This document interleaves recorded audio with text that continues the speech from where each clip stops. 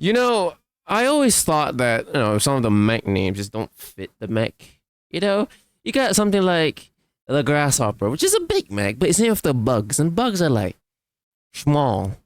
But then you Google Grasshopper, my cat is in the way now. Hey, get out. Grasshopper, and then you see those boys they're kind of big. Just look at them, man. Look at the size of that thing. It's the size of his hands. That's kind of spooky. In war, the realities and needs of the front line are ever changing. During the Ameris coup, the SLDF found itself needing something to fill in the ranks during its fight on Terra.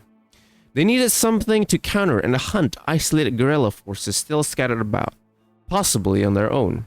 Enter Lantern Corporation, a Battletech manufacturer based 2 solar systems away from Sol in the systems of Bryant. They took up this challenge when no one seemingly had done so, and start working on a mech designed to fill in this niche. Development was stalled when it tried to integrate several stealth systems into the design, which led it to miss the Ameris coup entirely. With the war essentially over, they scrapped the stealth systems integration and entered the Grasshopper as it was into full production in 2780. The Grasshopper is built upon the Ming Z33-7 heavy chassis rated for 70 tons.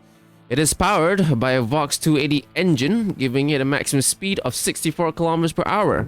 The most famous aspect of this mech is the 4 Leviathan lifters jump jets, which gives it 120 meters of jumping distance. This was a revolutionary design at its time, which led to a complete change in how a lance should be positioned. Before, mechs in a lance were grouped closely to maximize firepower, but now they have to spread out a bit just in case a giant 70-ton bug decided to land in between everyone and blast them to Kingdom Come. Speaking of blasting, the Grasshopper is equipped with 1 D-Plan HD heavy laser, 4 D-Plan M3 medium lasers, and a single Conan S LRM-5 launcher. While not exactly a powerful loadout, especially for heavy mech, it makes up for that with the repetitive damage it could deal against the lighter targets that it is meant to hunt. Targeting all these weapons is the Alit T11 computer, and communications are done with the Alit C308. Protecting all these systems are 13 tons of Duralite's heavy center armor, and the ones cooling them down are 22 single heatsinks. With its mostly energy weapons loadout, the Grasshopper can keep on going without requiring to resupply. This is also helped by the inherent reliability of the mech, requiring less maintenance than most mechs. Production of the original Grasshopper ceased when Lantern was forced to leave Bryant due to the deteriorating ecological conditions of the planet, courtesy of the Secession Wars. Since then, the Grasshoppers that have been seen were part of the original production run, constantly being repaired and restored for centuries. It's been noted that units that operate a Grasshopper will prioritize the maintenance and repairs of the mech over everything else. Even commanders will sacrifice the condition of their mechs to keep a Grasshopper running.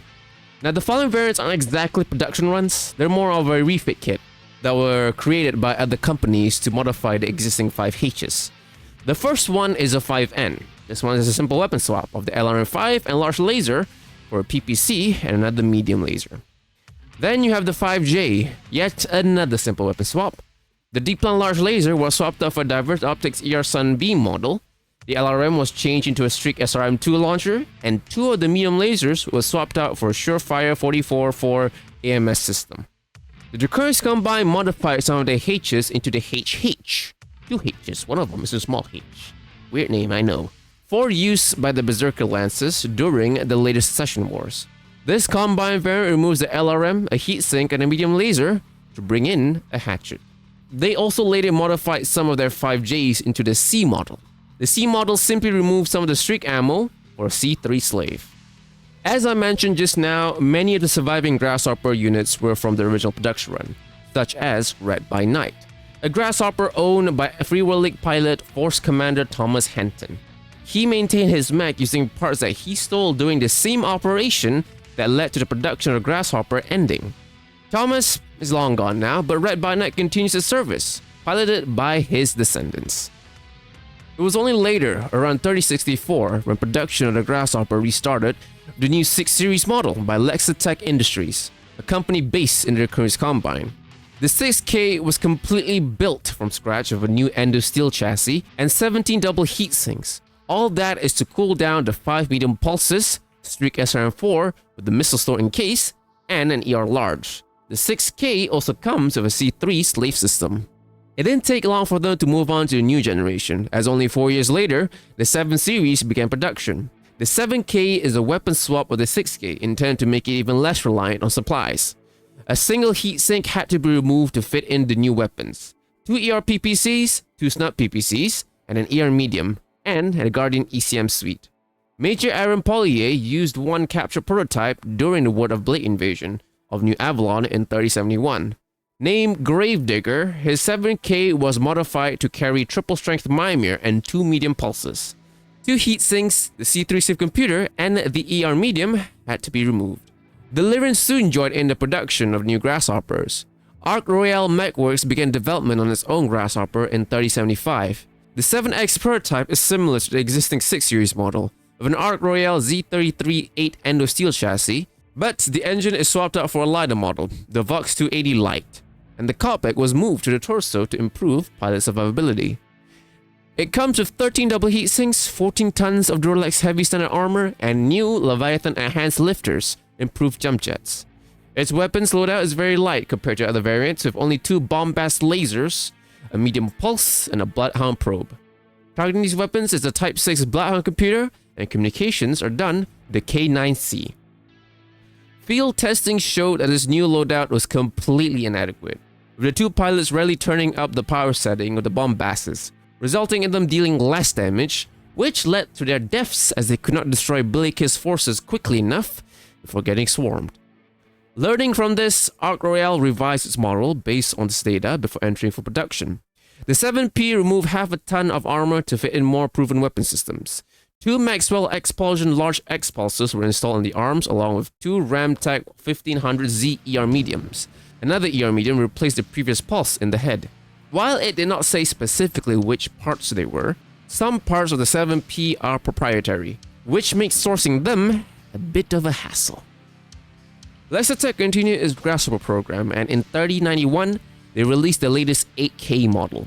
This model was envisioned as a back-to-basics model, basically taking the layout of the original 5H and replacing the systems there with newer technologies. It now has endo steel, 16 double heatsinks, and 13.5 tons of standard armor. For weapons, it carries 4 light PPCs in the same locations as the medium lasers of the original model. In LRM-5, the missiles inside Case 2, and the ER large replaced the original large laser in the torso. As previously mentioned, the Grasshopper was completed at the end of the Amaris coup, which meant it missed the fighting, and its supposed combat capabilities were still theoretical. It entered service with the SLDF and was distributed not to elite royal units, but mostly to regular forces. This meant that after the Exodus, most if not all the Grasshoppers ended up with the Great Houses, as SLDF units defected to each respective one. It was only later, at the start of the First Secession War, that the first recorded combat use of Grasshopper occurred. The then Capellan 21st Centauri Lancers sent 2 Grasshoppers to outflank Merrick forces. When the Merricks engaged the main Capellan force, the 2 Grasshoppers jumped in among them and caused chaos, leading the Merrick forces to break and scatter. As the Grasshopper proved itself on the battlefield, new defensive tactics were made to try to reduce their effectiveness, such as having a lance be more spread as to not have every mech caught in a surprise Grasshopper attack. Grasshoppers are often paired up with lighter mechs as they can keep up their mobility. They are often used to brawl with the enemy with their heavy armor, while the lighter mechs try to outflank them. But during the Second Secession War, the main factory at Bryant was attacked by Free Will League forces, resulting in the protective barrier covering the factory being destroyed, which forced Lantran to abandon the planet due to the instability of the weather. Since then, Grasshoppers' numbers were limited, which caused everyone, great houses and mercenaries alike, to take incredible care of the remaining Grasshoppers. Often, mercenaries will request Grasshopper parts as part of their payment to keep theirs running. Although some companies have made refit parts for the Grasshoppers during this period, none have made full production runs until Lexitech released the new 6K model in 3064. Since then, the Draconis Combine has been the nation with the highest number of Grasshoppers fielded in the military. DCMS pilot Ty E. Bryan, Storm Rider Dean, is one of the many Grasshopper pilots currently. On one occasion, he managed to disable 2 mechs with his 8K in close combat. Now apparently, he believes he is making it easier for his enemies by fighting them in ranges below the minimum range of the PPCs. Yeah, love this guy. Weirdly enough though, even though the Grasshopper is a popular mech, kind of revered by everyone that owns it, not everyone knew about the mech until Comstar released their 3025 tactical readout. Now, if you didn't know, the tactical readout you can buy is also what the in-universe people in Battletech would see. So that's the cool thing about the TROs. Like they're both out-universe information, but also in-universe information in terms of on how they're presented, which is pretty cool. I like that. But that is the Grasshopper. I don't think I've ever used it, but I've sure as hell faced it before multiple times. They're kind of spooky. They just jump around. Heavy. I mean, they got a lot of armor. They're heavy, and just having a big boy that can kind of dodge around. Not exactly the best time.